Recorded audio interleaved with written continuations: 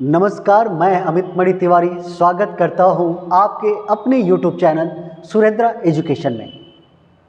आप सभी को पता था कि मैं पिछली क्लास में यूरोपीय कंपनियों के आगमन के अंतर्गत पुर्तगाली कंपनियों के बारे में आप लोगों को बताया था।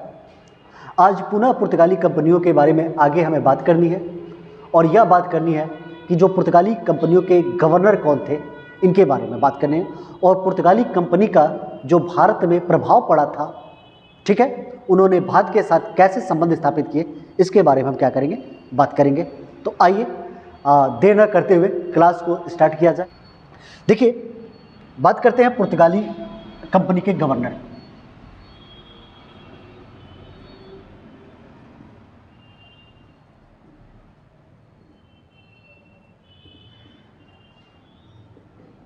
पुर्तगाली कंपनी के गवर्नर, जो पुर्तगाली कंपनी के गवर्नर के अंतर्गत हम फाइनली 3 गवर्नर के बारे में पढ़ते हैं और उसका एक ट्रिक है हमारे पास, फैन। पुर्तगाली गवर्नर कौन थे, आपके लिए ट्रिक हो जाता है फैन। क्लियर? तो फैन से पहला पुर्तगाली गवर्नर कौन हो जाएगा, एफ फॉर। तो पहला पुर्तगाली governor Francisco de Almeida. Francisco de Almeida. Francisco de Almeida पुर्तगाल का पहला गवर्नर था और यह 1505 में भारत में पुर्तगाल कंपनी का गवर्नर बनता है और 1509 तक यह भारत में पुर्तगाली कंपनी का क्या रहता है, गवर्नर रहता है। तो यह कब बनता है, 1505 में, और कब तक रहता है, 1509 तक। क्लियर? यानी प्रश्न पूछा जाता है कि पुर्तगाल ई कंपनी का पहला गवर्नर भारत में कौन था, तो वह था Francisco de Almeida. Francisco de Almeida Bharat में पहला पुर्तगाली गवर्नर। यह क्या किया था भारत में, यह जो मुस्लिम बेड़े थे, 3 मुस्लिम बेड़े थे, उन मुस्लिम बेड़ों का नाम था मुस्लिम बेड़े। उस मुस्लिम बेड़े का नाम था गुजरात, तुर्की व मिस्र। इन तीनों मुस्लिम बेड़ों से यह युद्ध लड़ता है 1508 में और इस युद्ध का नाम था चौल का युद्ध। चौल का युद्ध। इस चौल के युद्ध में फ्रांसिस्को द अल्मीडा इन तीनों मुस्लिम जो बेड़े थे, इनसे पराजित हो जाता है। लेकिन पुनः अगले साल यह 1509 में इन तीनों मुस्लिम बेड़ों को क्या करता है, पराजित कर देता है। तो इसके बारे में इतनी ही कहानी थी। नेक्स्ट बात करें ए, दूसरा जो गवर्नर था, ए से Alfonso de Albuquerque. Alfonso de Albuquerque. Alfonso de Albuquerque पुर्तगाल के तरफ से 1509 में पुर्तगाली गवर्नर बनता है और यह 1515 तक भारत में पुर्तगाली गवर्नर के तौर पर काम करता है। यह भारत में जब पुर्तगाली गवर्नर बना, तो पुर्तगाली गवर्नर बनने के बाद यह भारत में पुर्तगाली शक्ति को क्या किया, बहुत जगह पे विस्तृत किया। यानी कई क्षेत्रों को यह जीता और जीतने के बाद उसे अपनी पुर्तगाल कंपनी के अंतर्गत उसको स्थापित कर दिया। देखिए, मैं इस फ्रांसिस्को द अल्मीडा था, इस फ्रांसिस्को द अल्मीडा ने एक नीति स्थापित की थी जिसे ब्लू वाटर पॉलिसी कहा जाता है। ब्लू वाटर पॉलिसी इसने क्या की थी, एक नीति स्थापित की थी। कौन? Francisco de Almeida. उसे कहते हैं हिंदी में शांत जल की नीति। किसने स्थापित किया था? फ्रांसिस्को। अल्फांसो द अल्बुकर्क क्या किया, यह भारत में अपने साम्राज्य को और फैलाया और ब्लू वाटर पॉलिसी को बहुत अच्छे रूप से क्या किया, लागू किया। कौन? Alphonso de Albuquerque. तो इसे भारत में पुर्तगाली शक्ति का वास्तविक संस्थापक कहा जाता है। ठीक है। और ब्लू वाटर पॉलिसी का भी, ब्लू वाटर पॉलिसी का भी वास्तविक संस्थापक कहा जाता है। क्या कहा जाता है? वास्तविक संस्थापक। किसको? अल्फांसो द अल्बुकर्क को। अब देखिए ब्लू वाटर पॉलिसी क्या है।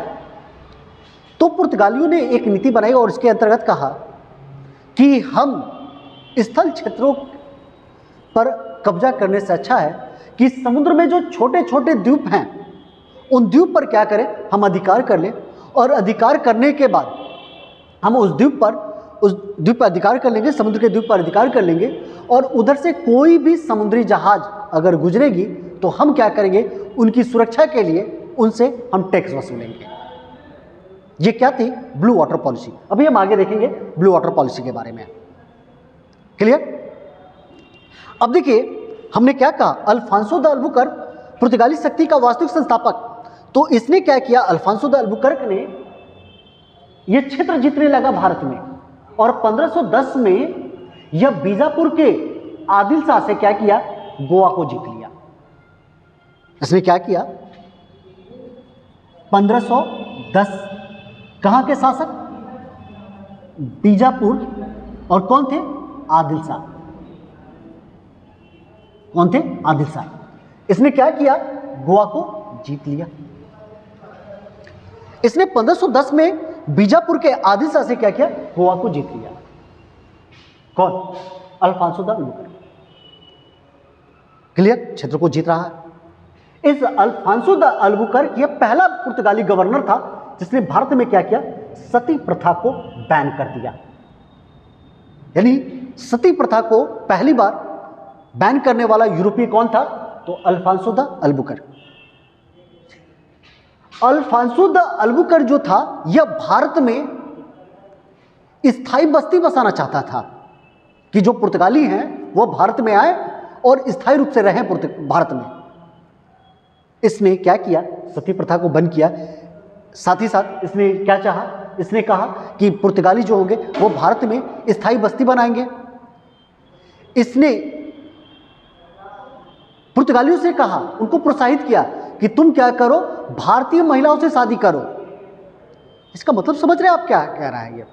इसका मतलब यह हुआ कि यह जो अल्फांसो द अल्बुकर्क है यह चाह रहा है कि भारतीय महिलाओं से जब यूरोपीय व्यक्ति शादी करेगा तो उस महिला से जो बच्चा होगा वो ऑटोमेटिक अपने आप ही वो क्या हो जाएगा, वह पुर्तगाली हो जाएगा, यानी ईसाई हो जाएगा, और हमारा ईसाई जो धर्म है वो क्या हो जाएगा, एक्सपेंड हो जाएगा। ये इसकी नीति थी। किसकी? अल्फांसो द अल्बुकर्क की। बातें समझ में आ रही है? इसके बाद एन फॉर, चलिए इस पॉइंट को मैं हटा भी रहा हूं, इस पॉइंट को हटा रहा हूं।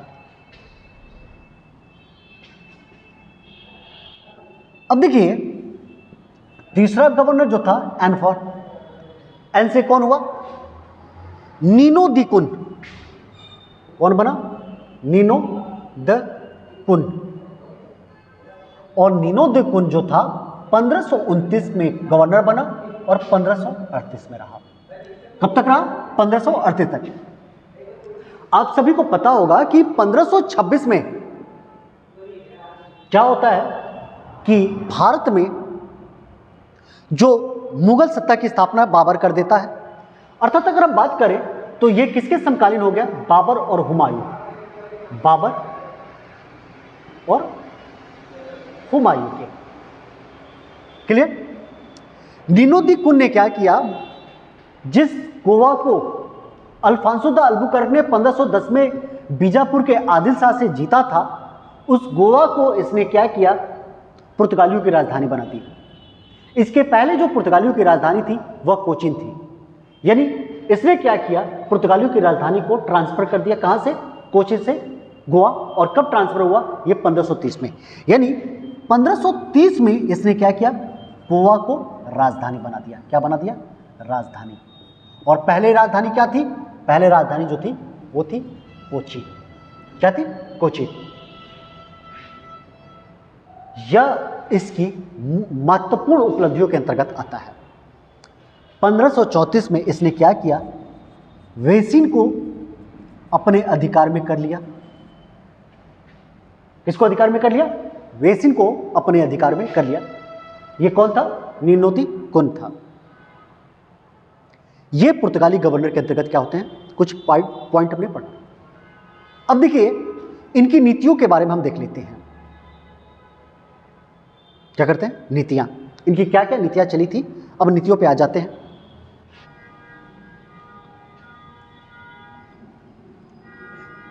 इनकी जो नीतियां थी, ये नीति स्थापित किए थे ब्लू वाटर पॉलिसी। क्या स्थापित किए थे? ब्लू वाटर पॉलिसी, जिसे हम कहते हैं शांत जल नीति। शांत जल की नीति, शांत जल की नीति। इन्होंने क्या किया? ब्लू वाटर पॉलिसी को स्थापित किया। इनके कहने का मतलब यह था, ये चाहते थे कि जिस प्रकार जो राजा होते हैं वो भूमि पर, जमीन पर अपने साम्राज्य को फैला रहे हैं, हम क्यों ना ऐसा कार्य करें कि जो समुद्र में जो द्वीप होते हैं उन द्वीपों पर अधिकार कर लें, और अधिकार करने के बाद जो भी उधर से जहाजें जाएंगी, समुद्री जहाज, उनको हम क्या करेंगे? सुरक्षा के नाम पर उनसे हम टैक्स वसूलेंगे। इन्होंने इस प्रकार की नीति स्थाई, और ये अपने आप को क्या कहते थे? समुद्र का स्वामी कहते थे। क्या कहते थे? समुद्र का स्वामी। तो प्रश्न ये कई बार पूछ लिया जाता है कि निम्नलिखित में से कौन सा यूरोपीय कंपनी था या यूरोपीय व्यापारी था जो अपने आप को समुद्र का स्वामी कहता था? आप बताते हैं पुर्तगाली। और ये अपने समुद्र को स्वामी कहते थे, यानी समुद्री साम्राज्य। इनका कौन सा साम्राज्य बन गया? समुद्री साम्राज्य। और समुद्री साम्राज्य को यह कहते थे Estado da India. Estado da India. और इस एस्तादो द इंडिया के लिए यह एक व्यवस्था लागू किए थे जिसका नाम था कार्टज आर्मेडा काफिला व्यवस्था। कौन सी व्यवस्था थी? कार्टज आर्मेडा काफिला व्यवस्था। इनकी एक सिस्टम थी, व्यवस्था थी, जिस व्यवस्था का नाम था कार्टज आर्मेडा काफिला व्यवस्था। ठीक है, ये कार्टज आर्मेडा काफिला व्यवस्था। कार्टज का मतलब होता था परमिट, आर्मेडा का मतलब होता था बल, और काफिला का मतलब होता है काफिला। इन्होंने क्या किया कि जो समुद्र में छोटे छोटे द्वीप थे उन द्वीपों पर इन्होंने अधिकार करना स्टार्ट कर दिया, और उधर से जो भी समुद्री जहाज जा रही थे उनको ये क्या करते थे? कार्टज देते थे। उनको कार्टज देते थे और कहते थे कि मैं आपके जो समुद्री जहाज है उसकी रक्षा के लिए ये परमिट दे रहा हूं, और इसके पीछे पीछे जो आपकी समुद्री जहाज जाएगी उसके पीछे पीछे एक मेरा काफिला, एक मेरा बल जाएगा, एक सैनिक जाएंगी जो आपकी क्या करेंगी? सुरक्षा करेंगे आपके समुद्री जहाज का। वह ठीक है। इन्होंने अपने समुद्री साम्राज्य के अंतर्गत भारत और अरबी व्यापारियों को यह प्रतिबंधित कर दिए थे कि भारत और अरबी जो व्यापारी होंगे वह काली मिर्च और बारूद का व्यापार नहीं करेंगे। किसके तहत? ब्लू वाटर पॉलिसी के तहत। तो यह भी कई बार प्रश्न पूछ लिया जाता है कि ब्लू वाटर पॉलिसी के तहत निम्नलिखित में से किन किन को काली मिर्च और बारूद के व्यापार से मना किया गया था? तो कौन सा? भारत और अरब व्यापारी। उनको क्या करना था? उनको ना तो काली मिर्च व्यापार करना था और ना ही उन्हें बारूद का व्यापार करना था। इस व्यवस्था के अंतर्गत था। एक्चुअली कई इतिहासकार कहते हैं कि जो ये ब्लू वाटर पॉलिसी के अंतर्गत जो कार्टज आर्मेडा व्यवस्था था, यह जो पुर्तगाली थे यह अपनी सुरक्षा के लिए इसे लागू किए थे। इसका मतलब हुआ कि वो परमिट तो दे रहे हैं और अपने जो आर्मेडा काफिला व्यवस्था सिस्टम लगाया, उनके पीछे जो अपनी जहाज भेज रहे हैं, अपनी सेना भेज रहे हैं, उनको ये डर था कि कहीं ऐसा ना हो कि कोई भी जो जहाज जा रही है वो हमारे किसी शत्रु से मिलकर हमारे खिलाफ कोई षड्यंत्र रच ले। इसके लिए इन्होंने क्या किया था? ये व्यवस्था बनाया था, कार्टर आर्मेडा काफिला व्यवस्था, जो कई इतिहासकार इसके बारे में बताते हैं। एक प्रश्न पूछा जाता है कि निम्नलिखित में से कौन सा मुगल बादशाह था जो पुर्तगालियों से कार्टज प्राप्त करता था? तो कहा जाता है कि अकबर जो था वह प्रतिवर्ष पुर्तगालियों से निःशुल्क कार्टज प्राप्त करता था। ठीक है। तो कौन कार्ट्रिज प्राप्त करता था? तो अकबर। अकबर कैसा? निःशुल्क प्राप्त करता था। ये इनकी थी ब्लू वाटर पॉलिसी। क्लियर? यहां तक बातें समझ में आई हो? अब हम इन पे बात करें आगे कि ये जो पुर्तगाली कंपनियां थी, ये पुर्तगाली कंपनियां के पतन का मुख्य कारण क्या था? भारत में ये इनका पतन कैसे हुआ, ये कैसे हटे? ये प्रश्न भी कई बार पूछ लिया जाता है, तो पहले इसको हम हटाते हैं। चलिए अब बात करेंगे इनके पतन के बारे में।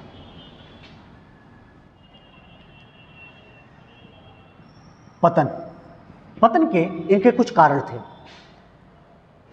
पहली पतन का कारण था कि ये धार्मिक असहिष्णु थे। असहिष्णु ऐसे थे, यानी ये अपने धर्म के मामले में बड़े कट्टर थे। आप देखेंगे तो ये 1540 के आसपास गोवा में जितने भी मंदिर थे, धार्मिक मंदिर थे, उनको इन्होंने तोड़वा दिया था। ठीक है। ये 1560 के आसपास ये क्या किए थे? धार्मिक न्यायालय की स्थापना किए थे। उस धार्मिक न्यायालय में क्या करते थे? ये कई भेदभाव करते थे। क्लियर? पहले ये क्या हुए? धार्मिक असहिष्णु। फिर क्या हुआ था कि ब्राजील में भी यह व्यापार करने लगे थे और इनका पूरा इंटेंशन ब्राजील की तरफ चला गया था। यह भी इनके पतन का कारण था। तीसरा पतन के कारण की बात की जाए तो इनके जो व्यापारी थे वो चुपके चुपके व्यापार करने लगे थे, यानी व्यापारियों द्वारा चुपके से व्यापार करना, ये इनकी क्या थी? पतन के कारण थे। बात क्लियर? ये पतन से हो गया। अब प्रश्न बनता है कि ठीक है, ये तो इनके पतन हो गए, इन्होंने भारत में दिया क्या? इनकी देन क्या है भारत को? तो आइए हम बात कर लेते हैं इनकी देन पे। इन्होंने भारत को क्या दिया? देन।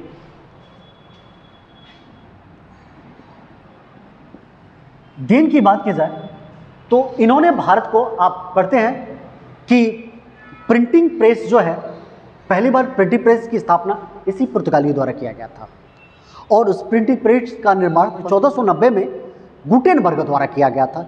यह भी प्रश्न कई बार पूछ लिया जाता है। 1490 में किसके द्वारा? गुटेनबर्ग द्वारा। और इन्होंने क्या दिया था? भारत को प्रिंटिंग प्रेस दिया था। आज जो हमारा जापान और भारत का जो व्यापारिक संबंध है, उस व्यापारिक संबंध को स्थापित करने का जो कार्य किया था, इसी पुर्तगालियों ने किया था।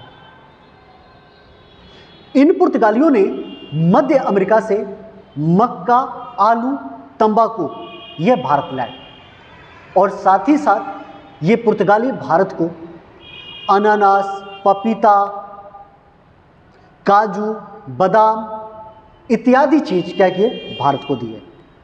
तो ये पॉइंट हम जरा नोट कर लेते हैं कि इनकी देन क्या थी। तो इनकी जो देन थी वो थी प्रिंटिंग प्रेस। ये भारत को क्या दिए?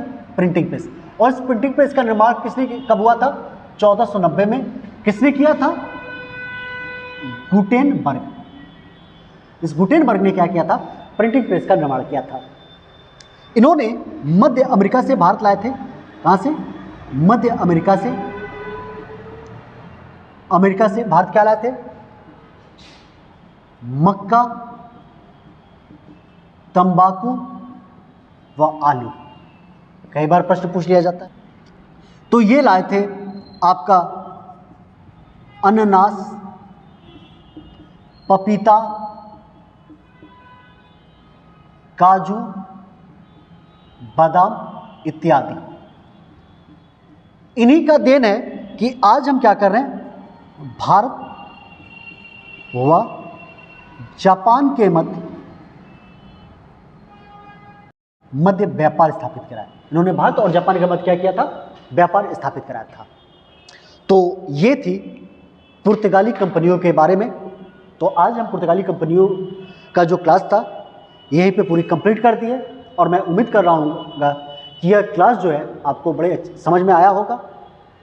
तो आप हमारे चैनल सुरेंद्रा एजुकेशन अड्डा को लाइक, शेयर और सब्सक्राइब करें। दूर दराज तक जो भी बैठे हुए बच्चे हैं उनके पास आप पहुँचाइए उन्हें जो एजुकेशन मिलेगा वो अच्छी गुणवत्ता यानी अच्छी क्वालिटी की एजुकेशन क्या की जाएगी, उनको प्रोवाइड की जाएगी। तो आज के लिए धन्यवाद। चलिए पुनः फिर मिलते हैं हम आपसे इसी क्लास में ऐसे ही। तो धन्यवाद।